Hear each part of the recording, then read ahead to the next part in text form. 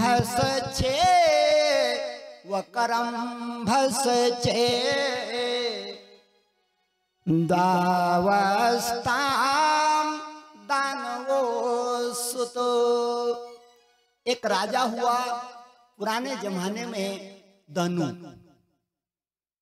धनु के 2 पुत्र हैं। गुरुजी कहते हैं धनो पुत्रो महाराज विख्यातो क्षितिमंडले रंभस चे व करम्भस चे दावस्ताम दानवोत्तम। धनु राजा एक हुआ, उसकी 2 पुत्र थे। एक का नाम था रंभ और दूसरे का नाम था करम्भ। राजा ने दोनों का ब्याह कर दिया। दोनों का ब्याह कर दिया इकट्ठे एक ही दिन। और जब ब्याह करा 12 बरस हो गए, दोनों का कुछ नहीं हुआ। कुछ नहीं हुआ दोनों का। 12 साल तक औलाद नहीं हुई। अपने गुरु के द्वार में गए, गुरु से पूछा, गुरुजी 12 बरस हो गए, औलाद नहीं हो रही है, संतान की प्राप्ति नहीं है, अब क्या करें? तो जब पहुंची अपने गुरु शुक्र आचार्य के पास, शुक्र आचार्य जिसको आप शुक्राचार्य कहते हैं, बहुत बड़ा ज्ञानी आदमी है, छोटा मोटा आदमी नहीं है। क्या है? ज्ञानी आदमी है।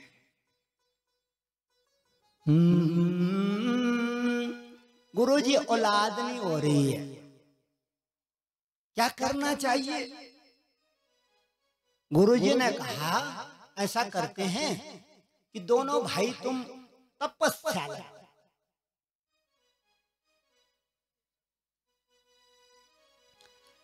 रंभ भी और करम्भ भी जाकर के तपस्या लगाओ, और जब तपस्या से देवता खुश होते हैं तो आशीर्वाद करते हैं।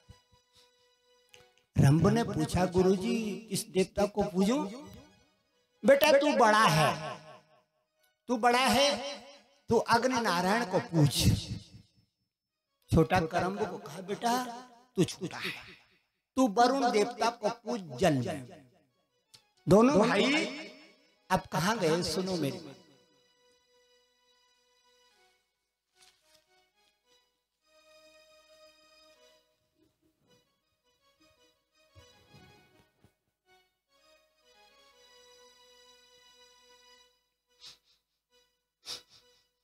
दोनों भाई तपस्या करने के लिए चले गए।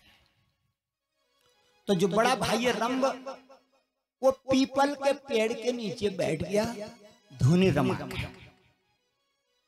अग्नि का साधन करने लगा। चारों ओर अग्नि जला करके, धुनी रमा करके, और अग्निदेव को प्रसन्न करने लगा। छोटा भाई करम्भ, सामने एक नदी थी, उस नदी की 5 धाराएं थी। कितनी धाराएं थी? 5 नद्या, 5 नदियों की धारा थी। उस धारा में जल में बैठ गया, जैसे त्रिवेणी की धार में कोई बैठ जाए। ऊपर से 5 धार गिर रही, ऊपर से गिर रही पंचधार, ऊपर से 5 धार गिर रही। और जब तपस्या आगे बढ़ी, एक सेवक ने जाकर के इंद्र राजा को कह दिया, महाराज आपका जो सिंहासन है ना, ये गया। क्या हुआ? धनु के 2 पुत्र रंभ और करम्भ तपस्या लगा रहे हैं। और जब भी माताओं, जब भी आप तपस्या में बैठो ना ध्यान लगाने के लिए, हाथ पे माला लो, राम नाम बोलते रहो। सबसे पहले इंद्र दुखी करता है। ये इंद्र क्या है? ये इंद्रियों का मालिक है। इंद्रियों में खुजली पैदा कर देता है। आदमी आधा काम छोड़ के भाग जाता है, पूरा नहीं करता। पूरा कर दे तो सिद्धि मिल जाए, आधा छोड़ के भाग जाता है। इंद्र वहां से आया, इंद्र ने मगरमच्छ का रूप बना दिया। जल में बैठा, करम्ब की टांग पकड़ ली और घसीटा, खा गया करम्ब को, उसकी हड्डी छूट गया। इतने में सेवकों ने कह दिया रंभ को, महाराज दुख की घटना है, आपका छोटा भाई मगरमच्छ ने खा लिया। रंभ कहता है मेरा इतना प्रेम छोटे भाई से, हमें क्या करूंगा। सामने खड़ग पड़ा था, उसने बाएं हाथ से अपना चुप्पा पकड़ लिया और दाहिने हाथ से खड़ग अपनी आत्महत्या करने को राजी हो गया। अब नहीं जिंदा रहूंगा, मरूंगा। और जैसे खचाक मारने को हुआ, खड़ग अग्नि नारायण और इसे और ऊपर कर, अग्नि नारायण प्रगटे धुध धुध धुध धुध। बेटा इस मृत्यु लोक में जो भी स्त्री पुरुष आत्महत्या करते हैं, अग्नि नारायण ने कहा जो भी आत्महत्या करते हैं प्रेत योनि में गिरते हैं, नरक में चला जाता रो रो, प्रेत योनि को प्राप्त होता है। इसलिए आत्महत्या नहीं करनी चाहिए। पुरानी माताएं झगड़ा करती थी घर में सास से, और रस्सीली पेड़ के ऊपर फांसी लगा के मर गई। यहाँ इस डांडों में भी कोई मरी होगी पुरानी देवी।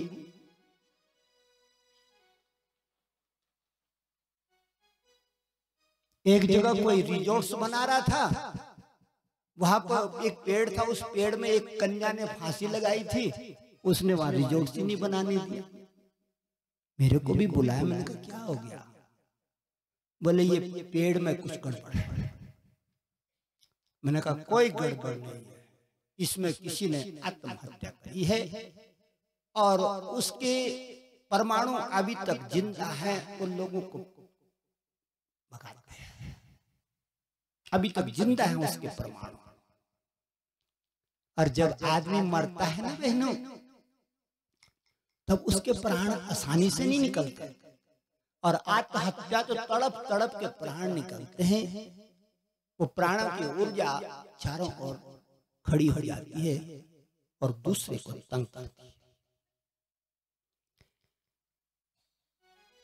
रंभ ने कहा अग्निदेव ठीक है, मैं आत्महत्या तो तब नहीं करूंगा जब आप मेरे को वरदान देंगे।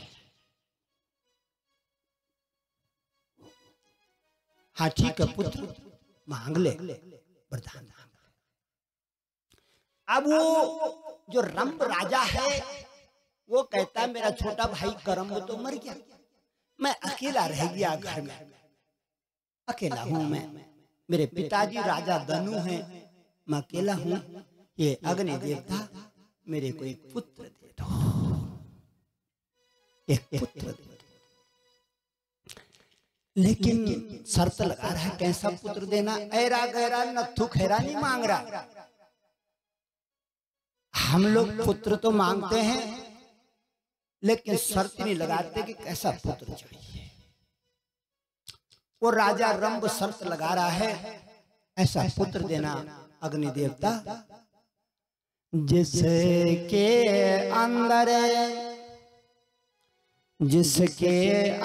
है तुम्हारी ऊर्जा हो, जिसके अंदर जलाने की ताकत हो, फूकने की ताकत हो। जैसे तुम्हारे अंदर है ना फूकने की ताकत, झोपड़े पे आग लगा देते हो, इसी तरह अपनी शक्ति मेरे बच्चे को देना, उसके अंदर दाहक शक्ति हो। मेरा ऐसा पुत्र हो जो किसी से ना दबे, जो किसी से दबना न जाने, चाहे देवता आ जाए, चाहे गंधर्व यक्ष आ जाए, चाहे कोई भी आ जाए, सबको जीत ले। और एक और बात है कि मेरा पुत्र विद्यावान हो। कैसी विद्यावान? विद्या तो कई किस्म की होती है। रम कैसी विद्या चाहता है तू? विद्या तो कई किस्म की होती है। इंजीनियरिंग की भी विद्या होती है, वैद्य की भी विद्या होती है, धनुष बाण की भी विद्या होती है, न जाने क्या क्या। तो कैसी विद्या चाहता है अपने पुत्र के लिए? तो रंभ कहता है अग्नि देवता, मैं चाहता हूं अपने बच्चे को मायावी विद्या, वो मायावी